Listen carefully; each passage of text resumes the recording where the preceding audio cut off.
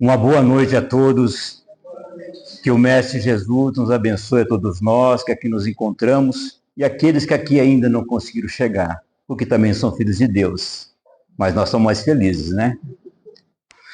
Vamos então iniciar nossas reflexões à noite, a fim de que possamos nós compreender um pouco mais do Evangelho do Cristo, que sempre aqueles que o buscam é realmente misericordioso.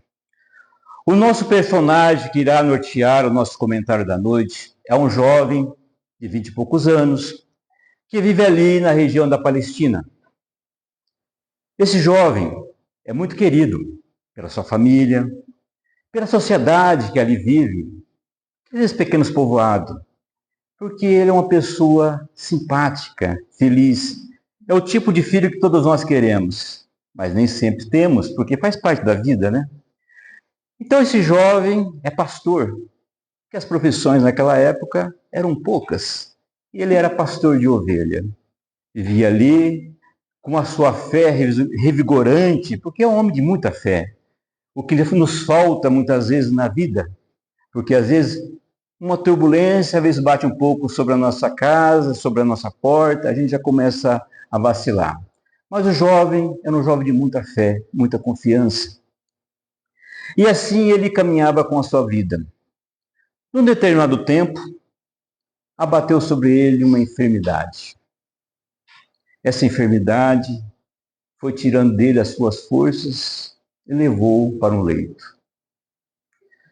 A família ficou um tanto triste, a sociedade ficou um tanto triste, porque ele era muito querido, uma pessoa simpática, alegre, feliz. Mas ele não perdeu a sua fé, continuou firme com a sua alegria, não deixou que aquela situação tomasse conta do seu ser. E assim ele caminhava com os dias. Um certo momento, ele ficou sabendo que ali pela região ia haver um rabi que iria falar sobre o Evangelho. Esse rabi era muito conhecido na região. Era o Mestre Jesus.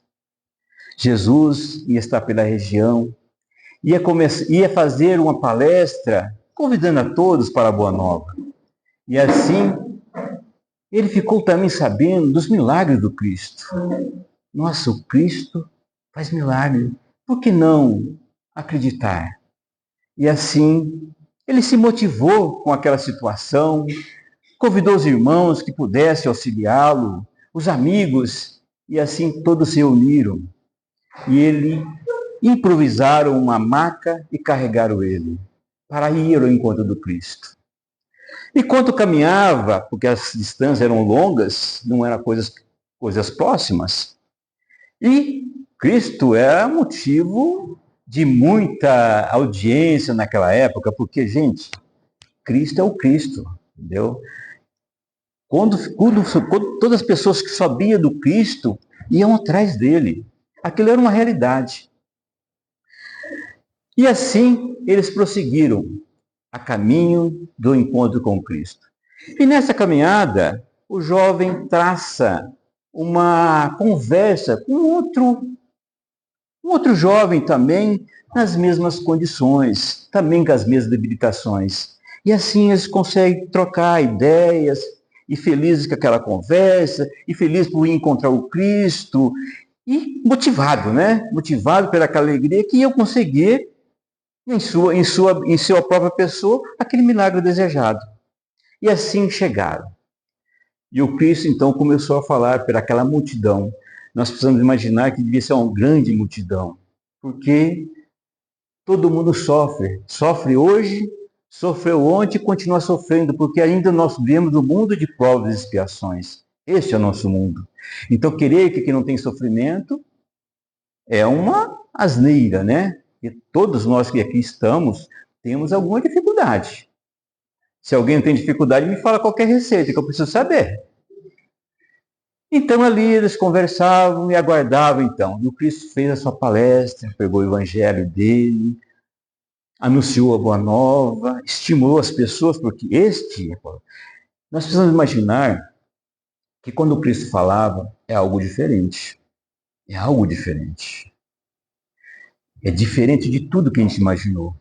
Porque o Cristo, ele tem uma capacidade de adentrar a intimidade de cada um de nós de forma diferente. Porque ele nos conhece a intimidade. Nos conhece o nosso interior. Ele sabe da nossa necessidade.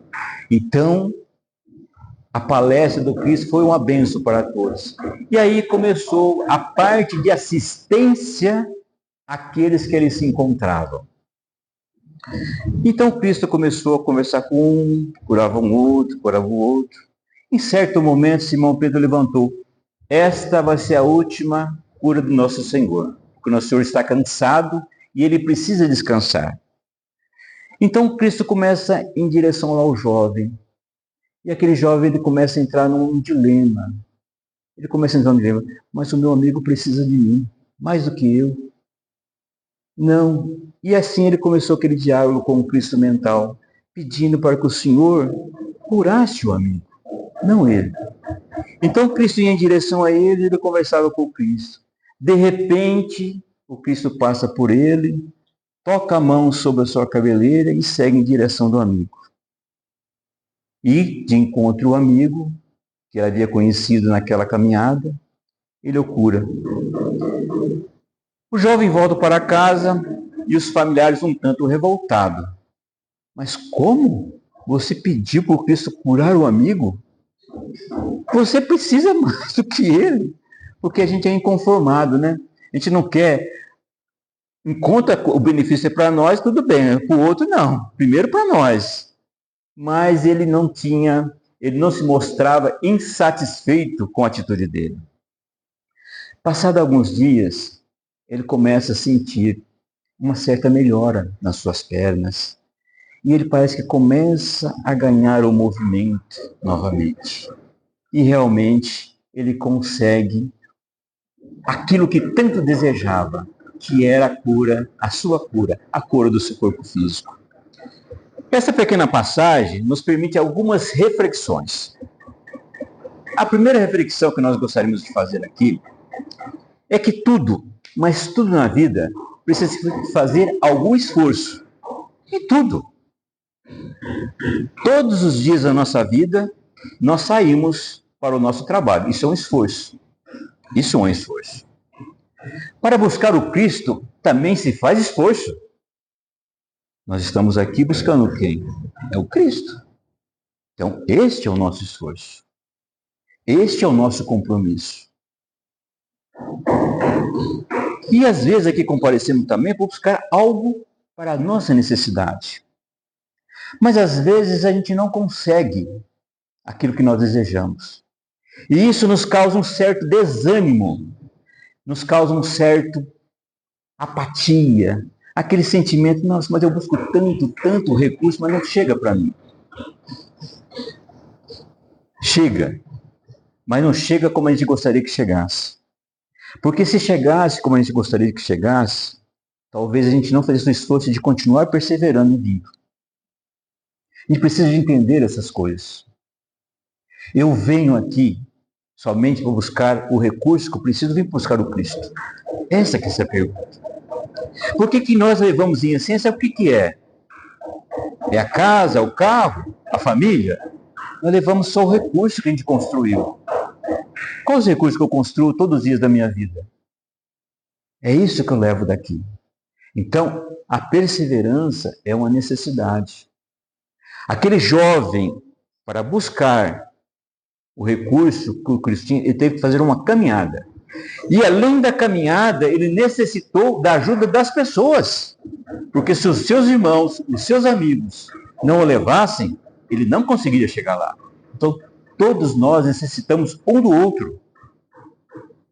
Todos nós, sem exceção. Esse outro está na várias formas. Pode ser um marido, um filho, um amigo. Ninguém constrói nada sem a colaboração do outro. Todos nós estamos aqui nessa construção. A outra reflexão que nos permite essa passagem é a seguinte. Todos nós que aqui estamos, nós temos recursos, gente. Eu preciso acreditar que eu trago algum recurso em mim. Eu trago algum recurso em mim.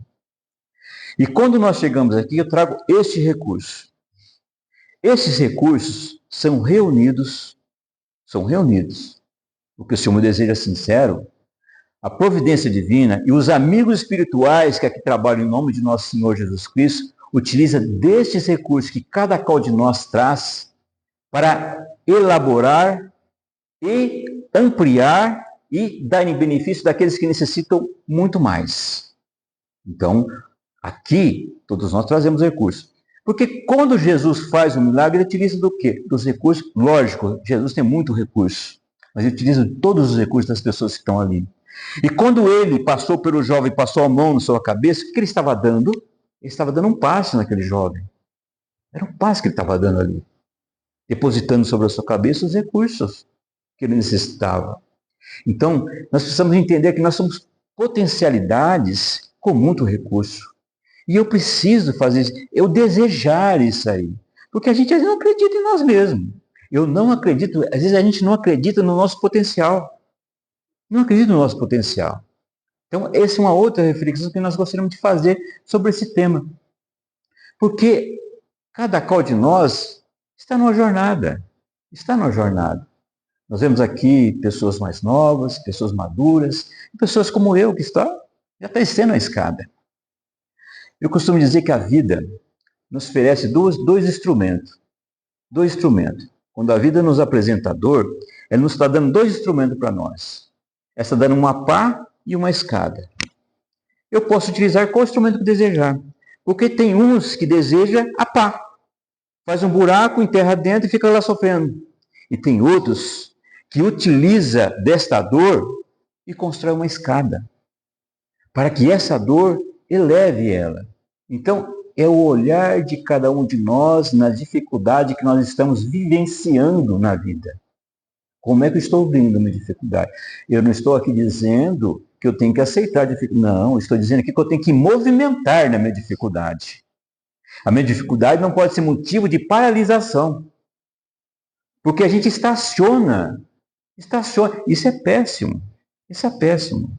Porque quando a gente estaciona, a gente está aceitando a dor. Não, eu não tenho que aceitar a dor. Eu tenho que movimentar. Talvez a dor não vá passar nessa vida. Porque a dor também é um instrumento que o Senhor utiliza para alavancar-nos a nossa vida, a nossa existência. A dor não é castigo. Primeiro de tudo, é uma construção. Se eu vivo um momento de dor, eu preciso entender por que eu estou naquele momento. São escolhas dessa existência ou já trago comigo ela? Se for dessa existência, vamos equacionar e vamos resolver. E se já trago comigo ela, então vamos refletir sobre ela. E dizer aonde eu quero que essa dor me leve. Onde eu quero que ela me leve. Então, é utilizar dela como se fosse uma escada para subir. Qual que é o problema? Então, termos essa percepção da vida da gente. Quando a gente tem essa percepção, tornamos pessoas mais maduras, espíritos mais maduros. Porque não dá mais para nós, que estamos estudiosos da doutrina espírita, criaturas que estão ali lendo, vendo, refletindo, ficar no campo da lamentação. Não dá para nós ficar no campo da lamentação. Isso é muito pobre. E nós não somos pessoas pobres, nós somos ricos. Nós somos pessoas ricas. Então, recursos em abundância. E todos os dias da minha vida, em qualquer local que eu esteja, eu consigo fazer alguma coisa. Na minha atitude, no meu falar, no meu olhar. Porque o que é que o Senhor da vida vai ver em cada um de nós? É a obra que cada um executa. Você acha que o Senhor vai ver a obra? Porque o que eu quero? Qual que é a tua obra? Você quer? Não, você não tem que fazer, tem que construir. Então, o movimento que a gente faz não é para o outro, tá, gente? Não é para a instituição, não é para o Cristo, é em benefício de nós mesmos. Tudo que eu puder fazer é em benefício de nós mesmos. No livro Fonte Viva, no capítulo 98, Emmanuel ele dá um comentário sobre uma passagem de Paulo, que traz como tema Coraça do Coração. Eu vou ler a passagem, porque assim eu acho interessante colocar como está. É a primeira carta aos Tessalonicenses, que palavra difícil, gente. Não, o que é isso? Aí, obrigado pela colaboração, viu? Vou falar, viu? Português já não é uma coisa boa, viu? Mas tudo bem, né? Sigamos em frente. Vamos lá. Sejamos sóbrios, vestindo-nos da couraça da fé e da caridade. E aí, Paulo, né? Na carta, aquele rapaz que falou lá, e Emmanuel faz um comentário sobre essa passagem. Resumindo o comentário, ele nos pede o seguinte, que nós precisamos proteger, cada um de nós, proteger a fonte que nós elegemos como a fonte da caridade, qual que é? O nosso coração. Então nós precisamos proteger o nosso coração. E o que é proteger o nosso coração? Proteger o coração para nós, resumindo, quem quiser ler depois é muito bonito, tem que aprofundar. Resumindo é o seguinte, nós precisamos não aceitar o azedume do outro, a ingratidão, esses presentes que muitas vezes chega ao nosso lar. Porque chega, gente. E chega da fonte onde não deveria chegar. Chega, às vezes, de um filho. Chega, às vezes, de um companheiro e de uma companheira. Qual é o problema? Então, nós não podemos aceitar essas... Estou dizendo aqui que você tem que bater na pessoa. Não é isso. É não aceitar. Se a companheira ou companheiro está azeda naquele dia, o problema é dela, não é meu. É dela. Entendeu? Eu preciso manter sereno e calmo. Porque é o meu lar, é a minha casa. Então, se eu entrar na sintonia dele, vai dar ruim. A casa cai. Então, alguém precisa ter bom senso. Eu preciso interpretar quem está caminhando comigo. Eu amo a criatura, mas a criatura, como diz um amigo, é mais grosso do que pé de jaca. Vocês entenderam, gente? Mas eu amo ele. E qual que é o problema? A pessoa que eu elegi pode estar comigo. Mas eu preciso entendê-lo. Eu não preciso me aborrecê-lo e nem querer arrumá-lo, porque não nos compete arrumar ninguém. Compete me exemplificar, porque é o meu exemplo, é a minha atitude diante das questões da vida que vai educá-lo. Que vai educá-lo. E talvez não seja nem nessa existência, tá? Porque as coisas a gente quer para ontem. Não é para ontem as coisas. As coisas não funcionam assim. Eu preciso ter um pouco de paciência, perseverança, o que a gente não está tendo ultimamente, né? Mas tudo bem, né? A gente vai conseguir. Certa vez, Chico Xavier havia feito um comentário do Evangelho, né? Que falava sobre misericórdia, né? E chega para ele uma senhora, trazendo no seu colo um filho. Percebia que o filho não tinha as mãos, era cego também. E a mulher olha para ele e diz, Chico, onde está a misericórdia de Deus no meu filho? É uma cena chocante, né, gente? O que você fala com uma mãe que traz um filho sem as mãos, cego, e com o diagnóstico que teria que amputar as pernas? Chico ficou sem chão, né? Porque qualquer um fica. Emmanuel se aproxima dele, mentalmente, é lógico, né, gente? E diz para ele, a misericórdia de Deus nosso Pai está no médico que vai amputar as duas pernas dele. Porque o nosso irmão é um suicida recorrente. E se ele tiver com as pernas, ele vai caminhar para o precipício. Vocês entenderam a profundidade da questão? É muito profundo. Porque a gente às vezes acha, nas dores nossas, que nós estamos sem misericórdia. E não estamos sem misericórdia. Nós precisamos buscar informação, buscar o trabalho, buscar lidar, às vezes até sair um pouco do nosso quadrado. Sair do nosso quadrado. Eu preciso visitar a dor do outro. É visitar, tá? Não levar para casa. É visitar. Para entender. Para que eu possa aceitar a minha dor sem revolta. Sem revolta. Porque, como eu falei, a dor pode não passar nessa existência. Quem sou eu, né? Eu espero que passe, mas não depende de mim. Então, é muito importante. Eu estava ouvindo uma palestra do Raul, Ele deu uns exemplos muito interessantes. Ele disse que ele fazia umas palestras para o lado de Santa Catarina, Rio Grande do Sul. Ele chegava de avião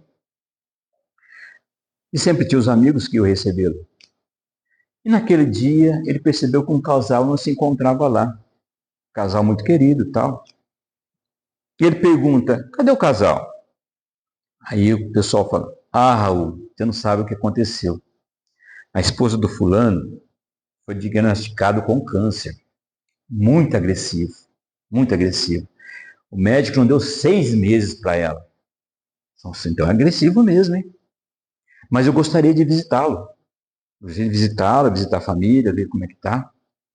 Fez a palestra, fez tudo o que tinha que fazer e foi visitar o casal. Chegou lá, realmente a moça estava bastante debilitada. Aí pergunta, se é gentil, você quer um passe? Gostaria de dar um passe? Não, quero um passe sim. Então, vamos dar um passe e tal. E aí, você, não, Raul, eu estou assim, mas eu vou sarar. Raul olhou bem e pensou, mas eu acho que não vai dar não, porque a gente gosta de julgar, né? Julgar é conosco mesmo, né? O cara, não acredita, não. Eu acho que não vai dar não. Mas tudo bem, ó, Deus que sabe, né? Não, mas eu vou sarar.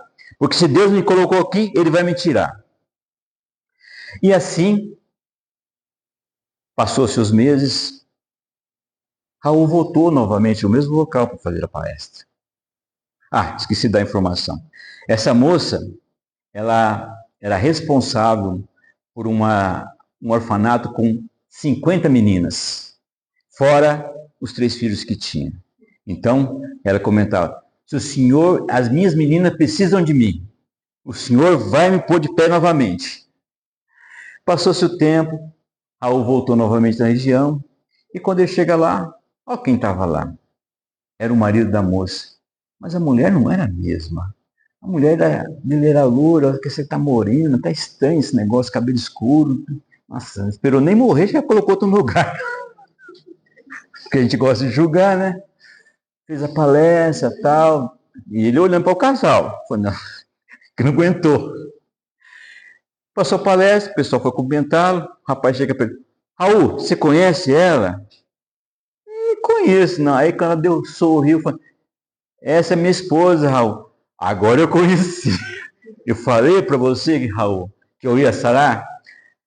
Aí a gente vai ver, gente, 2 aspectos. Primeiro, a gente precisa entender que na vida da gente sempre vai chegar os nossos débitos, né? Essa cobrança vai chegar para todos nós. Chegou para ela também. Chegou para ela. A enfermidade, o câncer, o que era? Apenas um resgate. Mas como é que a doença chegou e encontrou ela?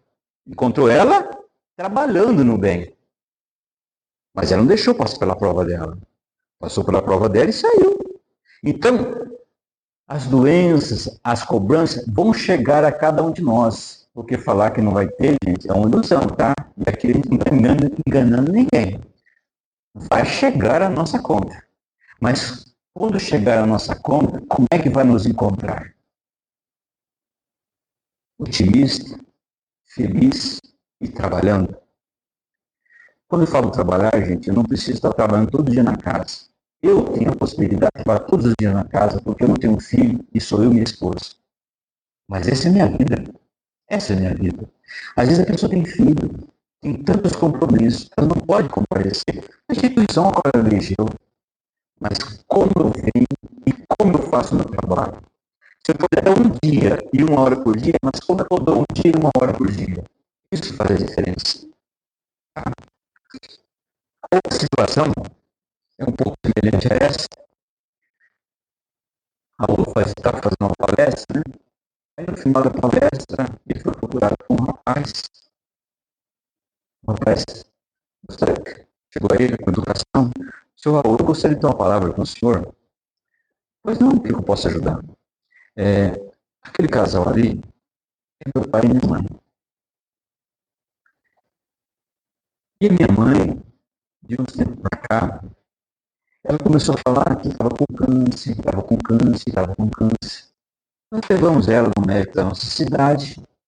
Ela não está com câncer, mas ela está insistindo que está com câncer. Procuramos um pouco mais de recurso, mas ela não está com câncer, senhor Raul. Eu tenho um amigo, seu Raul, que ele é oncologista. E ele foi fazer um seminário na Argentina. Eu conversei com ele se havia uma possibilidade de fazer um check-up com a minha mãe, junto com outros médicos, para ver se realmente ela está com câncer, porque a minha mãe está insistindo que ela está com câncer. Ele até aceitou, então a gente reuniu, levamos ela, fez aquele check-up, e ela não está com câncer só. O Teixeira falou, o que eu falo para esse rapaz agora? O mentor de hospital chegou, aproximou dele e falou, ela não está com câncer, mas vai ficar com câncer. Porque ela, com o seu pensamento, está adoecendo todas as células do seu corpo. E qual que é o motivo dela pensar e agir dessa forma? O motivo dela agir dessa forma é que ela, quando era jovem, hoje pesa na consciência dela, mas ela, quando era jovem, antes de casar, ela fez um aborto. E isso pesou para ela. Essas duas histórias são dois desfechos diferentes. Realmente, passado alguns meses, a senhora veio a desencarnar com câncer. Dois desfechos diferentes na mesma questão. Por quê? Primeiro de tudo, uma questão de postura mental. A primeira pessoa que tem que ter misericórdia, nós temos misericórdia conosco mesmo. Mas a misericórdia que eu estou falando aqui não é apenas misericórdia dizer que o nosso erro está tudo certo. Não. Misericórdia, se eu errei, eu vou levantar de onde eu estou, vou trabalhar, vou corrigir o meu erro. Essa é misericórdia. Porque Deus não quer castigo de ninguém.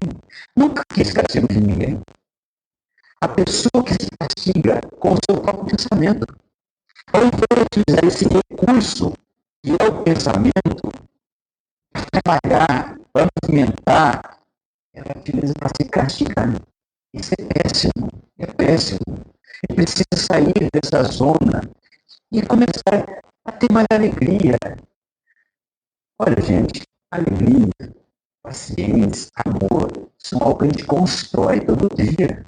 Ninguém nasce com um poço de alegria.